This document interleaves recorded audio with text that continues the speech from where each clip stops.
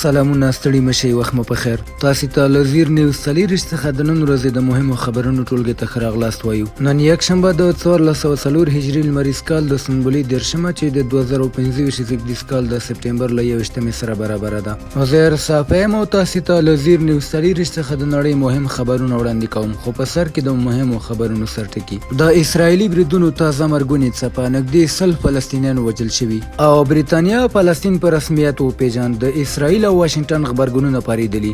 اوس هم پام وکړئ پوره خبرونو ته. د اسرایلي بریدونو تازه مرګونې څپه نږدې 100 فلسطینیان وژل شوي دي. الجزیرې د روغتونونو د سرچینو له قوله راپور ورکړی چې د سهار راهیسې د اسرایلي ځواکونو لخوا د غزې پر بېلابېلو سیمو په ترسره شوي بریدونو کې لږ تر لږه 99 فلسطینیان وژلي او لسګونه نور ټپیان دي. د راپورونو له مخې یوازې په غزې ښار کې 9 کسان وژل شوي چې پکې ښځې، ماشومان او زاړه کسان هم شامل دي. دغه بریدونه د ښار پر ګڼ میشتو استوګنیزو سیمو، کورونو او پناهځایونو ترسره شوي دي چې ګڼ نور کسان هم پکې ټپیان دي. روغتیایي سرچینې وایي چې روغتونونه له سختو ظرفیتي ستونزو سره مخ دي او د ټپیانو درملنه ورځ تر بلې ستونزمنه کیږي ځکه درمل، تجهیزات او برېښنایي امکانات کمښت لري. د غزې اوسیدونکي د بریدونو له زیاتوالي سره سره د خوندي ځای موندلو هڅې کوي، خو د محاصرې جبري بې ځایه کېدو او دوامداره سختو بمباریو له امله هېڅ ځای خوندي نه ګڼل کیږي. دا تازه شمېرې د غزې په وړاندې د اسرایلي بریدونو د دوام او د ملکیانو د تلفاتو د زیاتوالي یوه بله نښه ده چې نړیوالې اندېښنې یې راپورته کړي دي.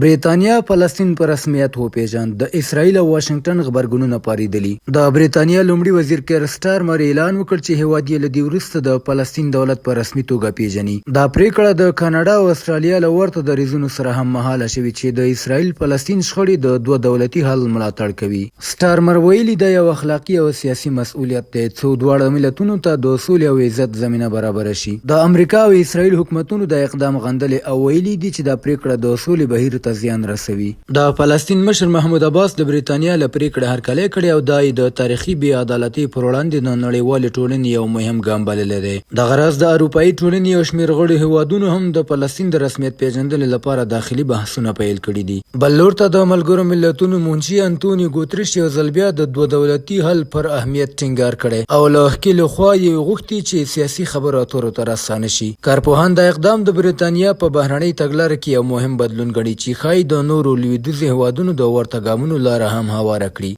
اوکراین له امریکا د روسیې پر ضد د جدي اقداماتو غوښتنه کړې. د اوکراین ولسمشر ولادیمیر زیلنسکي له متحده ایالاتو غوښتي چې د روسیې د یرغلونو په ځواب کې جدي او پرېکنده اقدامات وکړي. زیلنسکي دا څرګندونې پرون د سپټمبر په 20 د رسنیو له لارې وکړې او زیاته یې کړه تمه لري راتلونکې اونۍ د ملګرو ملتونو د عمومي اسمبلۍ د 88مې غونډې په ترڅ کې د امریکا له ولسمشر ډونالډ ټرمپ سره وګوري. د یادې لیدنې په اړه تر دې دمه د سپینې ماڼۍ کوم رسمي دریځ نه دی څرګند شوی. دغه غوښتنې په داسې حال کې کیږي چې د اروپایي ټولنې غړي هیوادونه پر مسکو د نویو بندیزونو د لګولو پر سر هوکړې ته نږدې شوي دي. اروپایي چارواکو ویلي چې دا بندیزونه به د روسیې د روانو نظامي اقداماتو ځواب وي. بل لور ته روسیې پر اوکراین د بې پیلوټه الوتکو او توغندیو بریدونه کړي چې 3 ملکي وګړي پکې وژل شوي دي. هممهاله د پولنډ او نورو ناټو غړو هیوادونو جنگي جیټ الوتکو د خپلو فضایي قلمرو ساتنې لپاره الوتنې پیل کړي. ناټو بیا د استونیا فضایي حریم ته د روسیې الوتکو د ننوتو له امله خپله ژوره اندېښنه څرګنده کړې ده.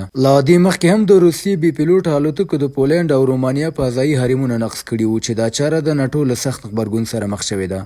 او د پای خبر دا چې سپینه ماڼۍ وایي ټیک ټاک به د امریکا لخوا اداره کیږي. سپینې ماڼۍ اعلان کړی چې د ټیک ټاک د امریکایي څانګې د پلورلو په اړه د امریکا او چین ترمنځ د یوې احتمالي معاملې له مخې د اپلیکیشن اداره به د امریکایانو لخوا ترسره کیږي. د سپینې ماڼۍ وایندې ویلي چې د امریکا د ټیک ټاک بورډ 9 غړي لري چې 6 به یې امریکایان وي. هغې زیاته کړه چې دا تړون ښایي په راتلونکو ورځو کې لاسلیک شي. د ټیکنالوژي مشهور امریکایي شرکت اوراکل به د ټیک ټاک د معلوماتو او محرمیت مدیریت پر غاړه ولري. ټیک ټاک چې په امریکا کې شاوخوا 115 میلیونه کاروونکي لري له اوږدې مودې راهیسې د امنیتي اندېښنو له امله له نیوکو سره مخ دی. د امریکا دواړو ګوندونو د داسې قانون ملاتړ کړی چې ټیک ټاک باید له خپلې چینایي کمپنۍ بیټ ډانس څخه جلا شي تر څو د چین له لوري د معلوماتو د لاسرسي مخنیوی وشي. چین بیا دا تورونه رد کړي او ویلي دي چې د خپلو شرکتونو له لارې د معلوماتو راټولولو هڅه نه کوي. بهرني خبرونه همدومره او د کورنۍ او سپورټي خبرونو لپاره زموږ پاڼې وڅارئ. په خپله رسنیو فیسبوک، انسټاګرام، ایکس، یوټیوب او ټیک ټاک زموږ خپرونې خوښې او موږ تعقیب کړئ. ادرس یې زیر نیوز 24 تر سبانۍ خپرونې. د الله په امان.